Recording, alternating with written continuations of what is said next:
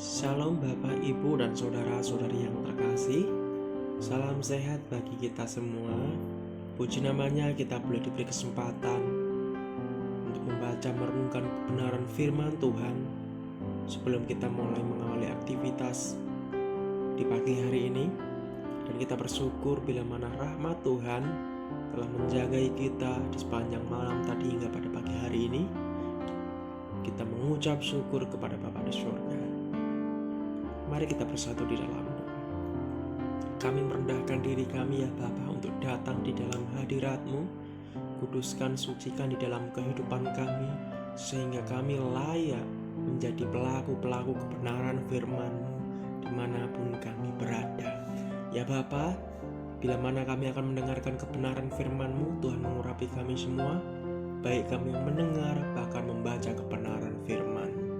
Terima kasih, ini doa seruan kami dalam nama Yesus, Allah yang hidup. Haleluya. Amin. Bapak, Ibu, dan saudara-saudari yang terkasih, renungan kita di pagi hari ini bertema, dari buahnya lah kamu akan mengenal mereka. Sekali lagi, dari buahnya lah kamu akan mengenal mereka. Di dalam Matius 7 ayat 15 sampai yang ke-20.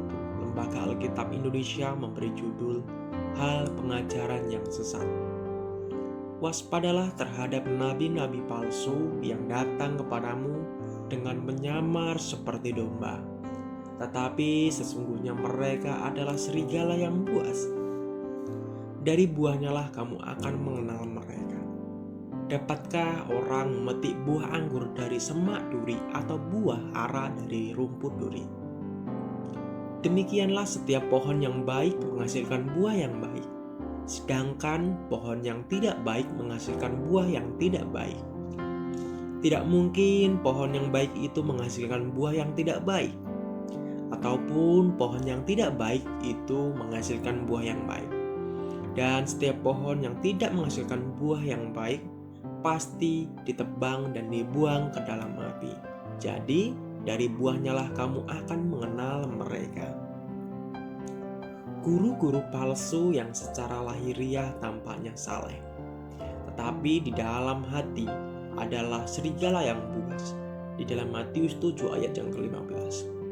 Waspadalah terhadap nabi-nabi palsu yang datang kepadamu dengan menyamar seperti domba, tetapi sesungguhnya mereka adalah serigala yang buas.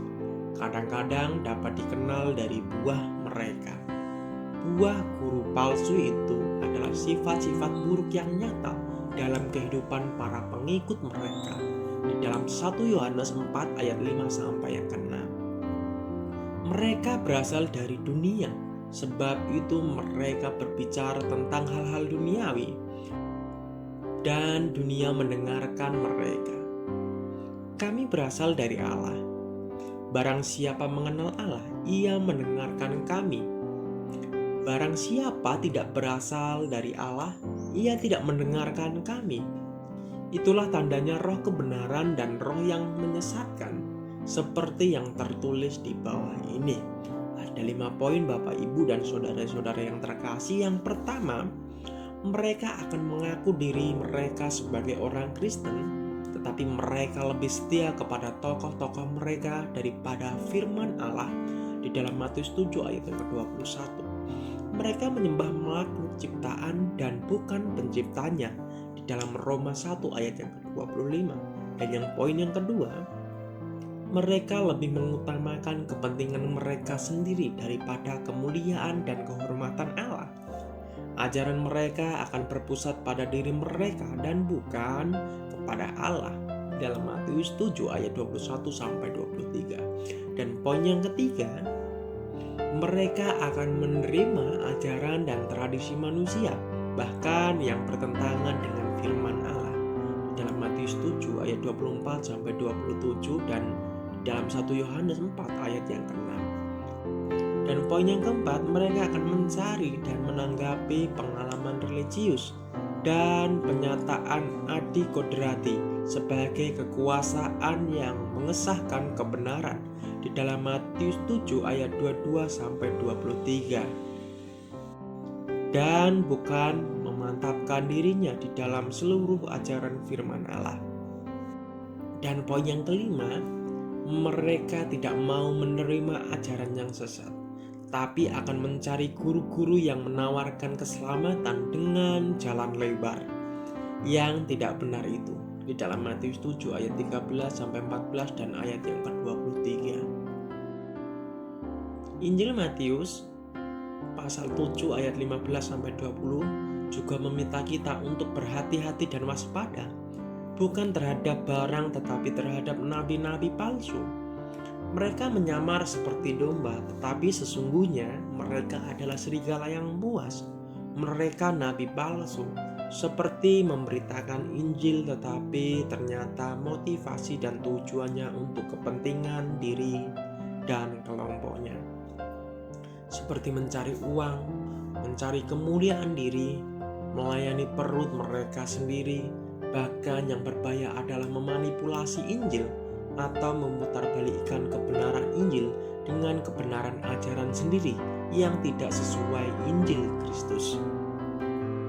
Dari kenyataan di atas, maka betapa pentingnya mempelajari, mendalami, dan menekuni firman Tuhan agar kita dapat melindungi atau membentengi diri dari berbagai ajaran dan pewartaan dari nabi-nabi palsu yang tidak sejalan dengan Injil Kristus. Apabila saat ini kita diberi perintah oleh Tuhan untuk menjadi pewarta dan pengajar Injil melalui karya kita, baik sebagai pemimpin lembaga, dosen, karyawan, dan mahasiswa, maka kita harus siap memberitakan Injil dengan motivasi yang tulus, sehingga melalui kita banyak orang akan datang kepada Yesus dan mengalami kasih-Nya. Amin. Mari kita bersatu di dalam doa. Terima kasih Bapa untuk kasih dan setiamu, untuk kebaikanmu, untuk rahmatmu, untuk berkat-Mu yang kami boleh terima dan kami rasakan. Terima kasih sekali lagi untuk karya-Mu di kayu salib. Ajari kami untuk setia ya Bapa, menjadi pewarta kebenaran firman-Mu, sehingga kami tidak menyimpang dari kebenaran firman-Mu. Sehingga ya Bapa, ketika ajaran-ajaran sesat yang datang ya Bapa, yang kami dengar ya Bapa, biarlah itu ya Bapa menjadi pelajaran di dalam kehidupan kami. Tapi ajaran-ajaran yang baik dari kebenaran firman-Mu, itulah yang kami terima dan kami imani, sebab Engkau adalah Tuhan satu-satunya di dalam kehidupan kami. Terima kasih. Ini doa seruan kami dalam nama Yesus. Haleluya. Amin. Shalom, selamat pagi, selamat beraktivitas. Tuhan Yesus memberkati kita semua.